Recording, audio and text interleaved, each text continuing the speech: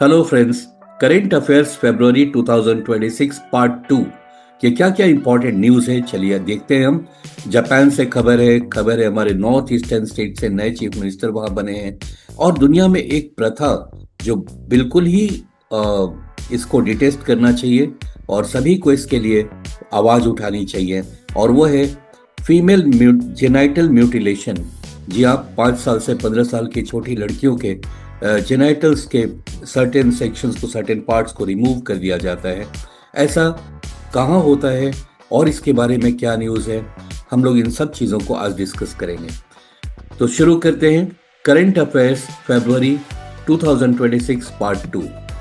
पहला पार्ट है यहाँ पर, जापान में अभी एक जनरल इलेक्शन हुआ और लिबरल डेमोक्रेटिक पार्टी को हिस्टोरिक लैंडस्लाइड विक्ट्री मिला 2/3 मेजोरिटी से। इस पार्टी को लीड कौन कर रहा था, यहाँ पर क्वेश्चन ये है।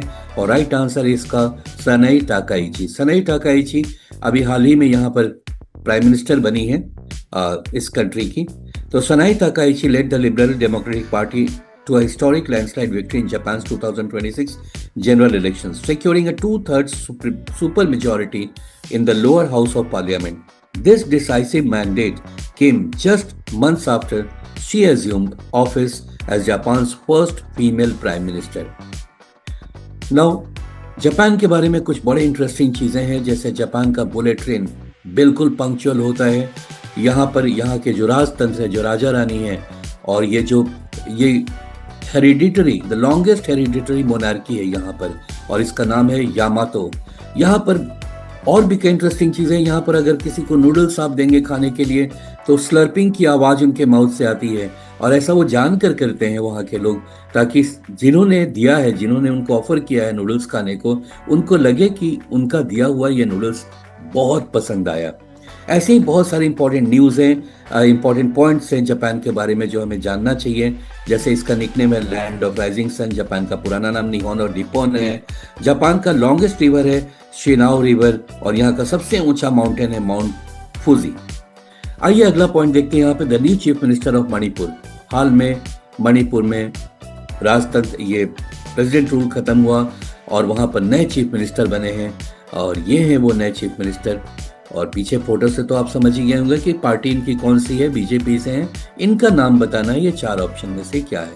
और राइट आंसर है युमनाम खेमचंद सिंह, और ये नए चीफ मिनिस्टर बने हैं।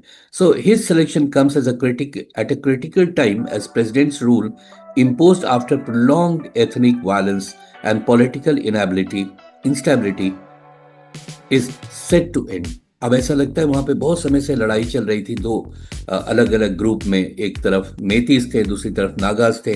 तो इनके बीच जो लड़ाई थी वो अब लगता है खत्म हो गई, कंट्रोल में आ गया है, इसलिए वहाँ प्रेसिडेंट रूल हटा दिया गया और नए चीफ मिनिस्टर बने हैं ये खेमचंद सिंह। आइए हम लोग थोड़ा सा और जान लेते हैं मणिपुर के बारे में। तो मणिपुर, इसका कैपिटल है इम्फाल, और पहले चीफ मिनिस्टर, अभी जो चीफ मिनिस्टर हैं यमनाम खेमचंद सिंह, इसके पहले थे एन बीरेन सिंह, और उसके बाद यहाँ प्रेसिडेंट रूल लगाया गया। जब प्रेसिडेंट रूल हटा तो ये जो है खेमचंद सिंह, ये नए चीफ मिनिस्टर बने हैं। बड़ा ही इंटरेस्टिंग ये स्टेट है।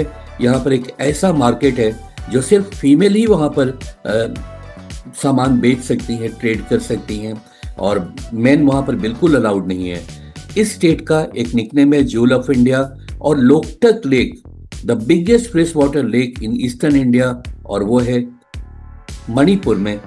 और मणिपुर में एक ऐसा चीज है दुनिया में सिर्फ यहीं पर है, वो है Keibul Lamjao national park, the only floating national park in the world. और पोलो, ये खेल जो मॉडर्न, ये पोलो का आप खेल देख रहे हैं, घोड़े पर बैठ करके खेला जाता है, इसकी शुरुआत हुई थी मणिपुर में ही 1875 में। और ईमा कैथल ऑल वीमेन मार्केट, जिसका मैंने अभी जिक्र किया, men are forbidden from trading, और MC मैरी कॉम, कैसे भूल सकते हैं इनको, 6 बार की वर्ल्ड बॉक्सिंग चैंपियन हैं, वो यहीं से हैं, और इन्होंने ओलंपिक मेडल भी जीता है। आइए अब नेक्स्ट पॉइंट देखते हैं यहाँ पे, which country is India finalising a 300 million euro deal with the SCALP missiles following their use in operation Sindoor 2025। हाल में जो ऑपरेशन सिंदूर हुआ था पाकिस्तान के अगेंस्ट, उसमें एक मिसाइल जबरदस्त हेल्प किया था इंडिया को। इंडिया ने उस पर प्रिसाइज अटैक किया था इस मिसाइल से, और काफी बड़ी जीत हासिल हुई थी।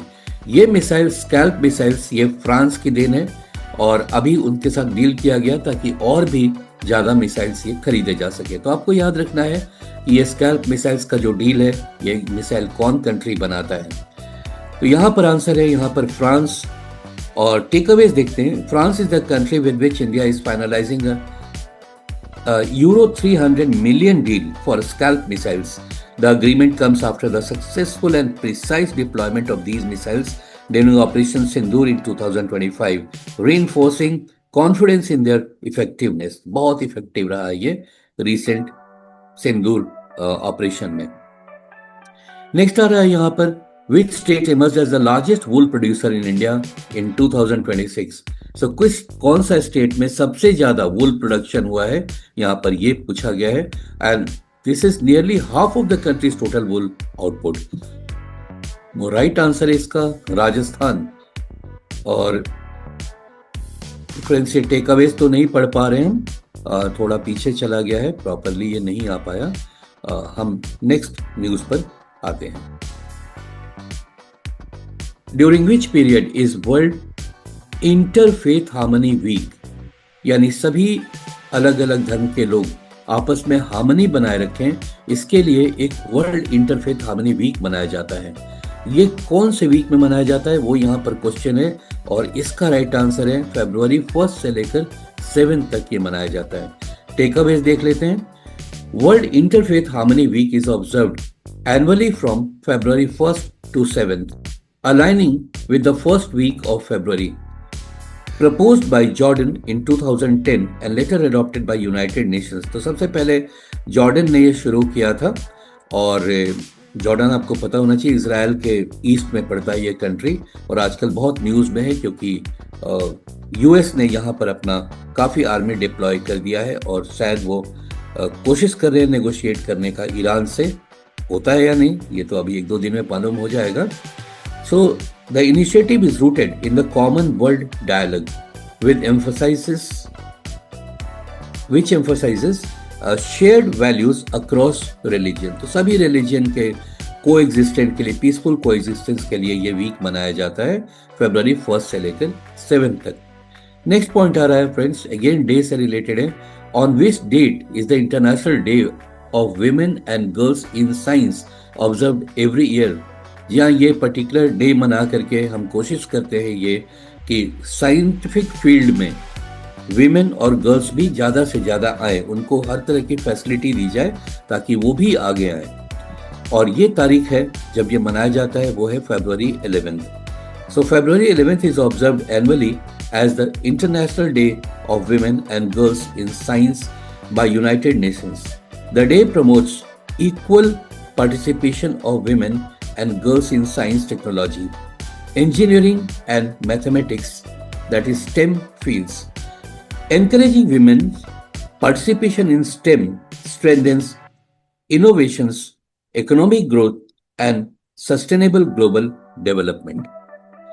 अगला आ रहा है यहाँ पर भारत में बहुत इंपॉर्टेंट एक इवेंट हुआ और ये था प्लास्ट इंडिया 2026। इसमें काफ़ी सारे कंट्री ने पार्टिसिपेट किया और यहाँ पर पूछा ये गया है कि ये जो प्लास्ट इंडिया 2026 है जो कि वर्ल्ड्स लार्जेस्ट प्लास्टिक एग्जीबिशन है और ये मनाया गया 5 से 10 फरवरी को, तो ये किस जगह पर ये इसको मनाया गया? और राइट आंसर है इसका नो फ्रेंड्स, ये रॉन्ग आंसर है। आंसर होना चाहिए new Delhi, right? So Plast India 2026 commenced in New Delhi as a major global event in the plastics sector, supported by multiple Indian ministries. The exhibition brought together about over 2,000 exhibitors from around the world, showcasing cutting-edge innovations in plastic machinery. तो friends यहाँ पर आपको याद रखना है कि हमको ये आंसर ए नहीं है, right answer is new Delhi, right? यानी ऑप्शन बी होगा इसका राइट आंसर। मिस मत कीजिएगा, उम्मीद है आप यहाँ इसको सही से पढ़ पाएंगे। नेक्स्ट पॉइंट पर चलते हैं फ्रेंड्स और नेक्स्ट पॉइंट यहाँ पर आ रहा है which team clinched back to back women's premier league titles from 2026। यानी हाल में विमेन प्रीमियर लीग हुआ। अब इंडिया में धीरे धीरे ये भी काफी ज्यादा प्रोमिनेंट हो रखा है ये टूर्नामेंट। जैसे मेन का होता है इंडियन प्रीमियर लीग, वैसे विमेंस प्रीमियर लीग। यहाँ पर ये बताना है कौन सी टीम जीती है। ये सेकेंड टाइम जीती है, लास्ट ईयर भी यही विनर थी। और इसका राइट आंसर है royal Challengers Bangalore. Royal Challengers Bangalore ने ये जीता है। किसको हराया है वो भी देखेंगे। So Royal Challengers Bangalore emerged as the champions of the Women's Premier League 2026 by pulling off a historic victory in the final. They successfully chased down a massive 204-run target against the Delhi Capitals. So runners-up रहा Delhi Capitals. अच्छा, this is the highest successful chase ever recorded in WPL history. ये royal Challengers Bangalore की team है जो जीती है, काफी खुश है ये लोग। चलते हैं अगले पॉइंट पे और ये देखते हैं कि किस दिन international day of zero tolerance for female genital mutilation observe world wide in 2026 कितने तारीख को ये मनाया गया। और इसका राइट आंसर है बी ऑप्शन, और ये है फरवरी 6 को। फ्रेंड्स, ये बहुत ही भद्दी सी एक प्रथा है जो अफ्रीका के काफी सारे देश में मनाया जाता है। जो गर्ल्स 5 to 15 ईयर्स की होती हैं, जब वो छोटी रहती हैं तो उनके जेनाइटल्स को म्यूटिलेट कर देते हैं ये लोग, ब्लेड से काट कर या स्टिचेस करके। यहाँ जो पिक्चर से ही काफी हद तक आपको ये समझा देगा। और काफी दर्दनाक ये प्रथा है वहां पर। तो ये मनाया जाता है।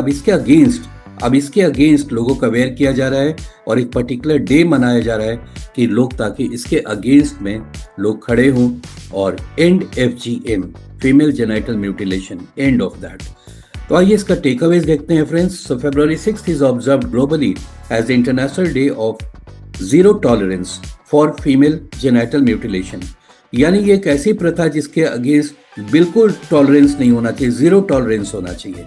The day serves as a powerful reminder of the urgent need to eliminate FGM, a harmful practice that violates the human rights of women and girls.